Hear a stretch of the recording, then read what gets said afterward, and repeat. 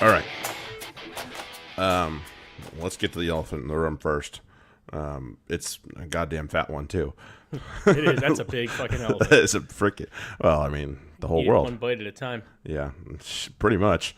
I was trying to take my own bites. Right. My own bites the last week plus. Oh, absolutely. Jared's been. If you follow my friend Jared on Twitter, you'll see that he's been all over Brett Gosper. Yes. For the past week, Liar. and rightly so.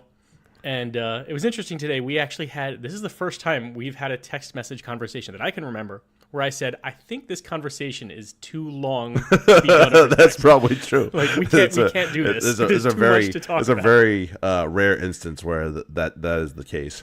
And this is it. And I figured we'd have the opportunity today, especially. And I'm kind of glad that we had the opportunity where we got delayed from yesterday to today, because the details actually it wasn't just the leaked. Here's what it might be. Here's what they're thinking. It was actually World Rugby saying this is what we want to do.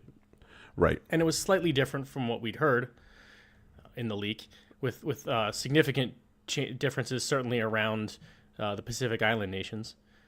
But overall, yeah, it's about the same.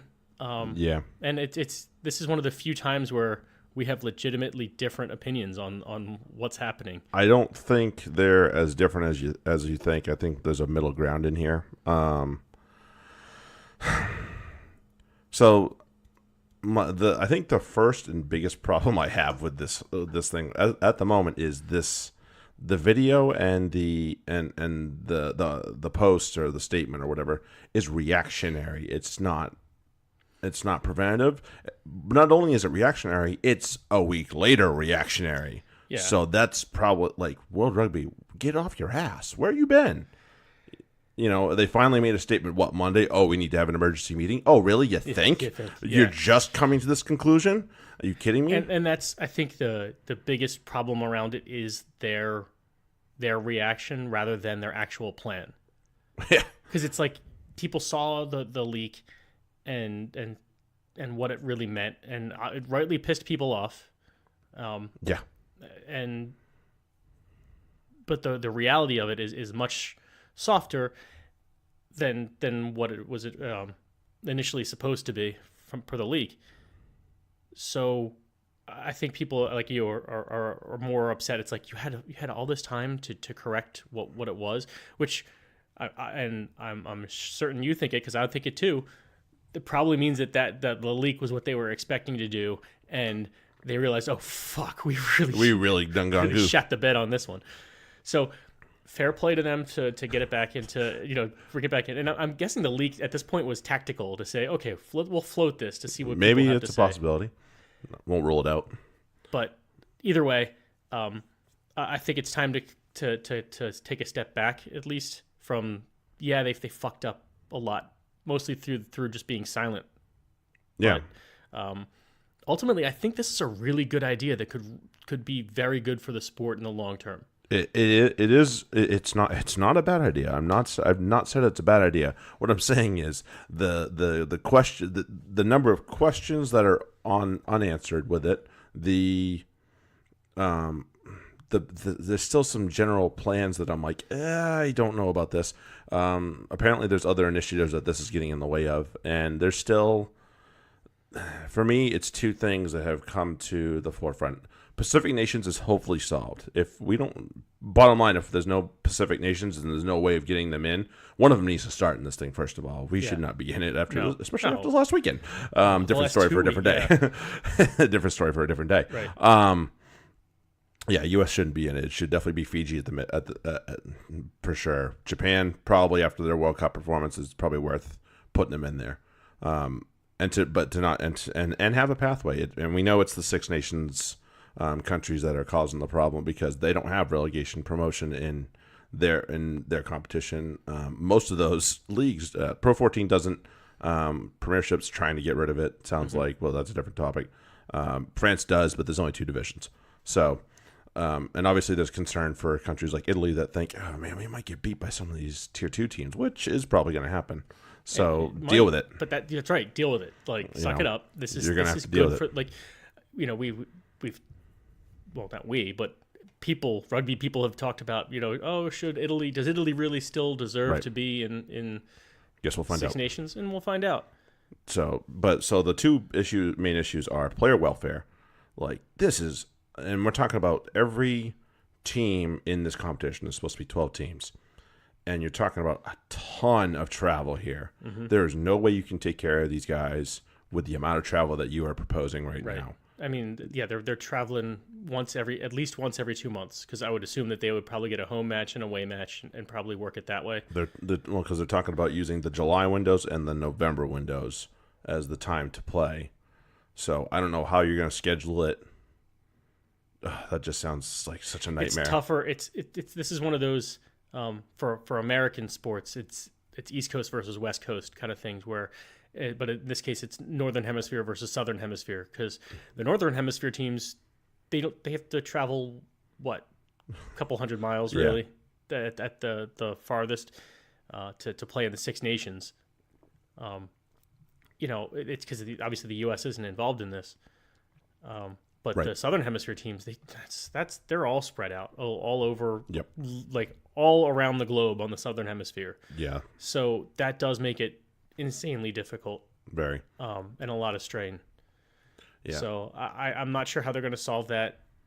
But at the same time, if this sport's going to get better, it needs a higher profile competition like this more often, because we might get to see a handful of Northern Hemisphere teams play Southern Hemisphere teams every. I mean, they do that cross play, but yep. Let's see it more often. Let's get some of these tier 2 teams involved. Show them what it means to play that top level. I mean, U.S. has been fortunate lately. Mm-hmm. We can, as far as who we get to play. So we've gotten to play against the New Zealands and the Irelands, and hey, Scotland, didn't we beat Scotland? Yeah, that was a good day. But that's rare for a tier 2 country to play that many. It is. Of the tier 1 nations, right? And we played Ireland this past fall too, as well. And get snotted, but still, for the most part. And at least you get a chance at it. So doesn't really lead into it too well. But the second issue I have is I don't understand how this doesn't diminish the World Cup. And they tried to answer that by saying, "Oh, we're going to expand the World Cup." Okay, well that screams money grab. Are you kidding me?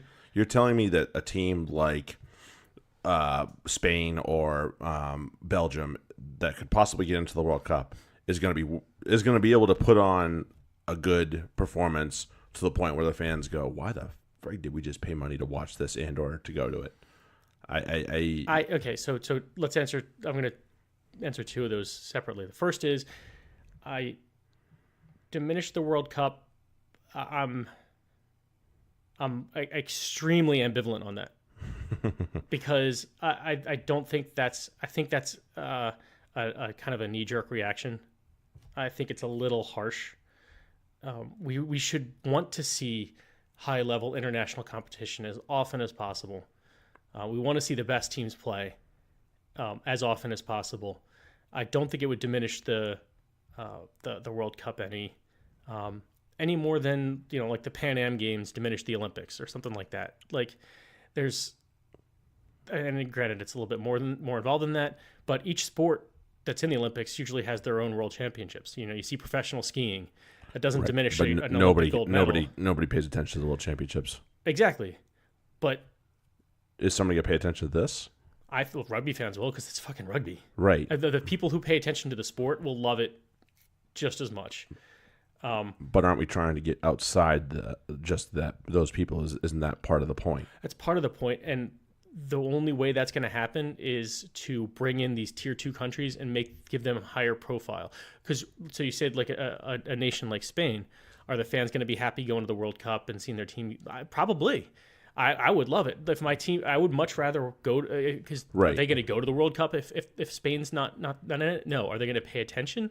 Yeah, but how cool would it be for fans of Spain to be able to watch it and have a little bit of pride that, hey, yeah, my team's not ready to really compete in it, but we're there, and you don't get to compete in it until you're there.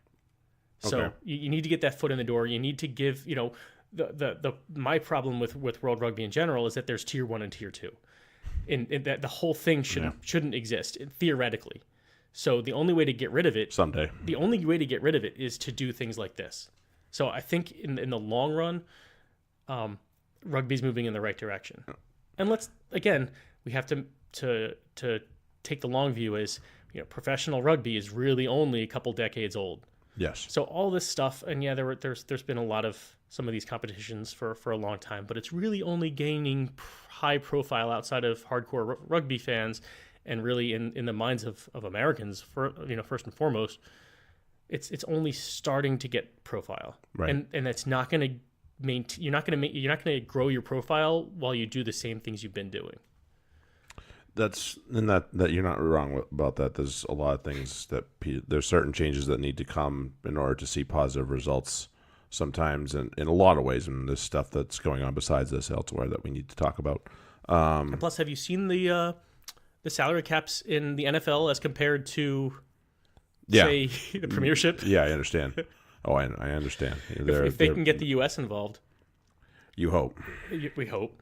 But if we can get the U.S. Actually competitive and get corporate sponsorship and TV rights, real TV rights, that's gonna make the game so much better. You have that much more money coming in, and that's gonna make a difference. And that's really the one missing component, right? Because if we can spread that money around, you make it a little bit like the NFL, where everybody gets a piece, not just say the Eagles. Right. That's going to help those Pacific Island nations. It's going to help the other tier 2 nations to get an influx of cash. Right. Like that. And that was the big thing. Like, these guys need the help that they can get. So that's why when they initially announced that it would be no promotion relegation for 10 years and the Pacific nations weren't going to be interested, that was involved. I was like, that's a load of bullshit. And that was the one big thing we were talking about. Like, no, rotate it the most. Like, at the very least, say, okay, U.S. is in it for this year or two. And then Canada gets a shot, and then somebody else needs in there, and then you sort out who deserves it, and who needs to earn their way back in. Right, and and just with this final thought, I'm gonna have a hard time getting myself up for watching a Spain and England game where England rinse Spain, 80-0. So, and it's unfortunate. I think that's a product that's unfortunate to have to pay for. So, and they already have it now, so I just don't see why we would want it more. And I guess that's my one problem with the World Cup expansion. Yeah. Well, at the same time, I remember one I don't know when it was, a couple years ago, getting on a long plane ride for work, and landing and checking, as soon as I turn my phone on, I have a text message from you saying Japan beat South Africa, and being like, wait a minute, that should have been an 80-0 game or something like that. So, right. What could be an 80-0 game, maybe it will be in the next World Cup or whatever they started. Japan have had their own league. I've actually been surprised I'm actually surprised it took them that long to 2015 to have some sort of significant win somewhere on the world stage. So it was really cool that it was at the World Cup. And even look at the Super Rugby, where you have now the Jaguares and the Sunwolves. Yep. And that's good for those two nations, because it used to be Argentina US was not that disparate, and now Argentina's second side's crushing the US. Yep. So it takes a little bit of that exposure to really understand what it takes to compete at that level. Right. Yeah. So I'm not. It's a good thing. A lot of things need to be hammered out. I wish World Rugby had reacted better to it. I still think Brett Gosper's a liar until I see that frickin' research. Oh, it sounds like he's an embattled CEO for a long time anyway. So this is just kind of like the tip of the iceberg. Yeah. Different story for a different day. I will look forward to it if they get the issues hammered out.